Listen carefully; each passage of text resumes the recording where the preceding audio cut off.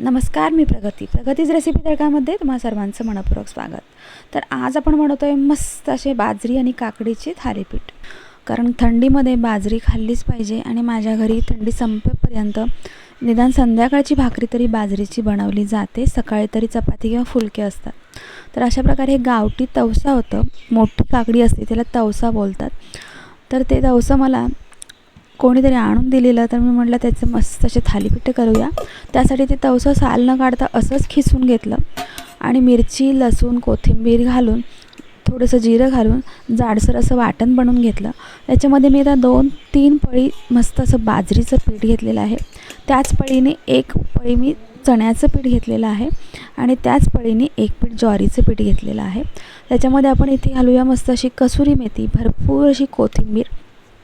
त्यानंतर इथे आपण मिरची, लसूण आणि कोथिंबीरचं जे काही वाटण बनवलं आहे जिऱ्याचं ते घालायचं आहे आणि त्याच्यामध्ये घालूया थोडंसं लाल तिखट, फक्त अगदी थोडंसंच टाकायचं, त्यामुळे चव फार छान येते. हळद आणि 1-2 चिमट हिंग घालायचं आहे. चवीनुसार मीठ घालायचं आहे आणि सर्व मिश्रण एकजीव करून छान असं कणिक मळून घ्यायचं आहे. याच्यामध्ये मी थोडे अख्खे तीळसुद्धा घातलेले आहेत. तर वरून ही थालीपीठला आपण तीळ लावणार आहोत. तर अशा प्रकारे अगदी मऊ नाही, म्हणजे अगदी पातळ नाही आणि अगदी घट्टही नाही, अशा प्रकारे आपले थालीपीठचं पीठ मळून झालेलं आहे. आपण एक अर्धा तास त्याला रेस्ट करायला ठेवून दिलेलं आहे. त्यानंतर जेवढ्या साईजचे आपल्याला थालीपीठ बनवायचे आहे तेवढा गोळा घ्यायचा आहे. इथे मी सुती कपडा मस्त असा भिजवून घेतला आहे, ओला करून थोडंसं पाण्याचा हात लावून ही थालीपीठं अशा प्रकारे मस्त अशी तीळ वगैरे लावून थापून घ्यायचे आहेत. थोडीशी मध्यम थापायची, म्हणजे अगदी पातळ नाही आणि अगदी जाडी नाही. त्यामुळे खरपूस अगदी मस्त भाजली का मस्त खमंग अशी थालीपीठे लागतात. तर असाच रुमाल उचलायचा आहे आणि तव्यावर सोडायचा, वरून थोडासा पाण्याचा हात लावायचा, त्यामुळे अलगद तो रुमाल बाजूला होतो आणि अशा प्रकारे आपलं थालीपीठ मस्तपैकी तव्यावर बसतं. तर झाकण लावून एक साईड मस्त अशी शेकून घ्यायची. वरून सुकी झाली की ती आपण थोडंसं तेल, तूप किंवा बटर काहीही यूज करू शकता लावून हे थालीपीठ आपल्याला अशा प्रकारे उलटं करायचं आहे.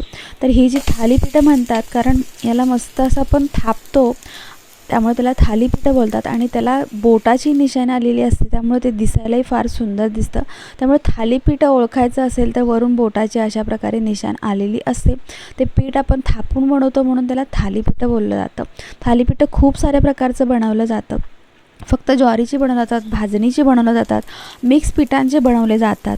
ह्याच्यामध्ये तुम्ही पालेभाज्या वगैरेही घालू शकता, ज्या पालेभाज्या आवडतात त्या घालू शकता. त्यामुळे थालीपीठं खूप सुंदर होतात. तर अशा प्रकारे मी थालीपीठं बनवून घेतलेली आहेत. तुम्ही पाहू शकता, जसं जसं आपण थापू तसं आपल्या बोटाची निशाण त्याच्यावर येते आणि त्यामुळे ते दिसायलाही फार सुंदर दिसतं. त्याला छोटे छोटे होल करायचे आहेत, कारण त्यामुळे थालीपीठं छान असं सगळ्या बाजूनी मस्त खमंग भाजलं जातं. तुम्ही पाहू शकता अशा प्रकारे.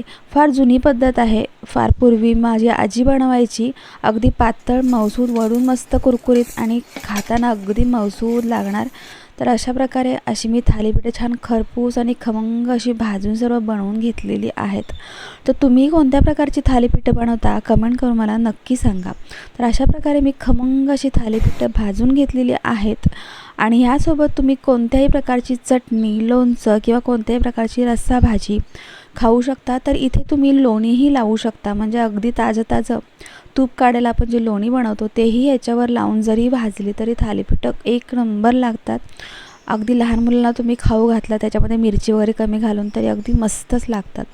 अशा प्रकारे मी थालीपीठासोबत हे बनवलेली आहे चवळी बटाट्याची झटकेपट अशी अगदी 2 ते 3 मिनटामध्ये चवळी बटाट्याची रस्सा भाजी. म्हणजे वाटण आपल्याकडे तयार असतं, त्यामुळे 1-2 शिट्ट्या आल्या तरी चवळी मस्त अशी शिजते भिजलेली असेल तर. अशी इथे खमंग अशी थालीपीठं आणि त्यासोबत मस्त अशी झणझणीत आणि चमचमीत चवळी बटाट्याची रस्सा भाजी.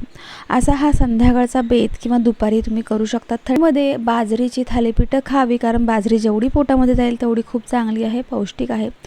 तर अशा प्रकारे मस्त खमंग अशी थालीपीठे नक्की बनवून पहा आणि तुम्हाला माझी रेसिपी कशी वाटली ते नक्की कमेंट करून सांगा. तुम्ही माझ्या चॅनलला तुम्ही सबस्क्राईब केलं नसेल तर सबस्क्राईब करा, लाईक करा, शेअर करा आणि बेल आयकॉन प्रेस करा, जेणेकरून अशा प्रकारच्या नवीन रेसिपीज जेव्हा मी अपलोड करत असते तेव्हा त्याचे नोटिफिकेशन तुम्हाला मिळत जातील. तर पुन्हा भेटूया अशाच एका मस्त रेसिपीसोबत. तोपर्यंत धन्यवाद.